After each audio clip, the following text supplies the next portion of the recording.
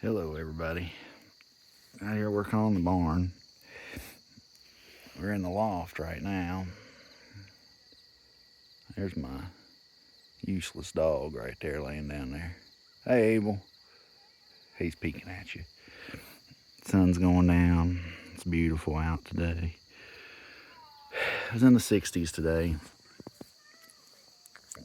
Took a little time off work. There's the goats out there. I don't know if you can see them. But took a little time off today and worked on putting this barn floor down. As you can tell, I've got a little bit left. We've been working on it. 20 foot by 12 foot. So it's not very big, but it will make a great hay loft.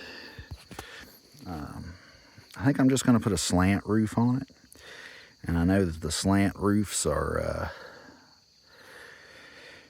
well, they're okay. They're not great. They don't look rustic like a farm, I guess. I mean, they kind of look rusty sometimes. But I'm going to put a flat roof on it. It's easier to do. You don't have to put a ridge cap. You don't have to put double the metal up there, which is the same amount of metal, really. You just have two sides and then a ridge cap. So they're smaller pieces of metal, but it's putting two pieces up instead of one. And usually you'd put a steeper pitch on it, and that would cost you a little bit more metal. But then you have to put a gutter on both sides and do all that. But anyway, my goal for this week is to finish framing up this barn. As you can tell, I've got some steep land out here, which it looks flatter there than it really is. But down below, you can see we cut out of the hill to do that, and that's about a 2-foot cut. Well, I'm gonna cut some more, and we're gonna cut back just a little bit farther and put some railroad ties there. Then off this side, I can build a lean-to roof, and I can pile it up. And if I build my railroad ties up this side, I can fill it in. Instead of having to dig dirt out that side, I can fill it in and slope it kind of away to where it meets that and creates like a little valley. So I'm thinking I'm going to do that. It's pretty down the valley there. But I think I'm going to do some kind of shed off the side of this.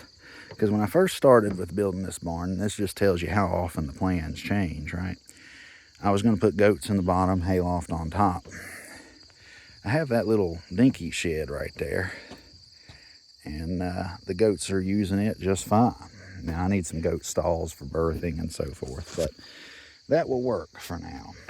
But I was like, well, I've got a 12 by 20 space beneath. If I make this loft tall enough, I can then put my tractor with my roll bar up, my rollover protection bar, and put it up, leave it up instead of taking it down, drive it straight in here. Right? I'm right near the road. It's perfect. I've got an electric service right there that I put in. So I can go ahead and park the tractor in here, the little RK tractor. Maybe get another four-wheeler in next to it if I do some fancy parking. And then I can put hay up top. And then on this side, if I build up my field here to where it's only a few feet below this, makes it a lot easier if I want to pull up here, unload hay into the barn, add me 3 posts over there, build me a lean-to roof off the back, put a gutter on it, and then I can then have some more parking or whatever in here. Or I can turn it into a goat area, but I'm thinking that I may turn that into parking eventually and then put the goats back down under here. So that just tells you, when you start building something, just how much your mind changes if you're the one building it. Now, if you hire somebody to build it, you miss out on all this opportunity to be out here learning your land and learning, I hate to say it, but it's learning your barn, really. And I mean, you know, if someone else builds it, you don't know, well, heck, which parts of the barn or how it's put together and how you might best fix it. So I think it's better to build it yourself. Now this has been built out of scrap. So these boards here were leftover rough cut sawmill lumber that I used for siding my woodshed, which, I mean, it works good, and it was coal lumber then. You can see all the C's that they put on them. So I got the coal packs from the sawmill. Well, that sawmill's closed down. So after COVID, there was a big run on lumber. People made a bunch of money on it. Then it died. And so after it died, there really just wasn't a market for it. And so they were losing their butts. And so they closed the sawmill. But anyway, so now I've got to come up with making my own lumber after this. This was just sitting in my barn and in my woodshed, and I needed it out of the way anyway. And so I'm using it for my barn floor here, my loft floor. It doesn't need to be perfect. As you can tell, it's definitely not perfect. But between that, these locust posts saved me a ton of money. The only thing I had to buy was my floor joists and the fasteners so far. And I bought some 2x4s to do some diagonal bracing because it was real wobbly up here when I was walking around on it when I was putting it together. And I'll probably do diagonal bracing on the top too. But I'll buy some, I'm just going to make rafters. And so I'll buy 2x6s or 2x8s there. And then I'll use this rough cut to do my strips across them to nail my metal to. I've already ordered my metal. So this building, not counting the railroad ties, because now you got to buy those. You can't get a permit for them anymore because they sold them to a contractor. But you used to can get them for free, but now you can't. So now I'm gonna go buy some railroad ties and put those in there. But anyway, as you can see, just using the leftover stuff you've got and stuff you've got free helps. And so I'd say I'll be all in, not counting the siding, for framing it and putting a roof on it.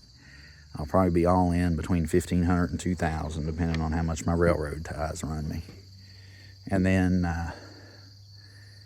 and that's for the roof metal, the framing, the fasteners, all that stuff. I'd say it'd be closer to $2,000 with the railroad ties. And then you can go buy you a Harbor Freight sawmill for $2 or $3 grand. So I can be all in on this building $5 grand and have me a sawmill at the end of it too. So anyway, it's something to think about. When you think about placing your barn, you got to think about these things. You got to think about, so the wind usually comes from this direction, which is not good, because that's going to be the tall side of my barn. So that way is north. That way is northwest. The wind typically comes from the west, so it's not perfect. But I had to work with the contour of the hill. And also, that ditch, you can see there's water running down there. And so that gets real soggy down in there. So we built it up some, as you can tell. And so we don't want to be down there in that low spot. As you can tell, it gets higher and then low, and then where my gates are, where that dog feeder is, it's lowest. And then it starts going back up. So we come to the high side of that, built it. So you don't want to build it down in the bottom, especially when you got terrain to deal with. You don't want to build it too far from the road. So if you see up that hill there, there's a red gate up above Abel there. There's a red gate up there, and then there's a flat spot. And from this side, I've got a road that comes up the back side of that hill, but it's super steep. And in the wintertime, it's awful to get up there. So in fact, I have my hay up there under a tarp, and I was feeding over that red gate. But I would have to walk from my house over here all the way down the road, all the way up, all the way around, because the vehicle will get stuck there, all the way up there, throw the hay over, walk all the way back down around. Probably walking not long, maybe a quarter mile to do it, to do just a feeding, and that's in the winter and the snow and the sub-zero, whatever, because you got to feed them. And I don't have electricity up there. So when you think about placing your barn, that would be out of sight, and that would be good because the road, you can't see anything from up there. As far as the road can't see it from up there. But right here, convenient. Come up here, it gives me a good place to park my tractor, lock it up. And so it's something worth thinking about. Now I've got some other farmland, and this is the one closest. This is what I got closest to my house, and it ain't much, but it makes a good winter feed lot. And so I want to keep everything close by here. And in the wintertime, I can just move whatever I have onto this field here and get rid of anything that won't fit on it, and just feed in this field. And then in the summertime, I can move over to the other land where there's no improvements and have me a shed over there. But it's near a subdivision, and you worry about people coming in and looking and wondering what they're doing and so forth. So this way, I don't have to do that. It is a good thing to build a barn near your house, but far enough away to where rodents can't get to it. And also, you have to work with the land you've got. And so this is the steepest land I have, and it gets even steeper in the woods there, but it works really good because it's close to my house.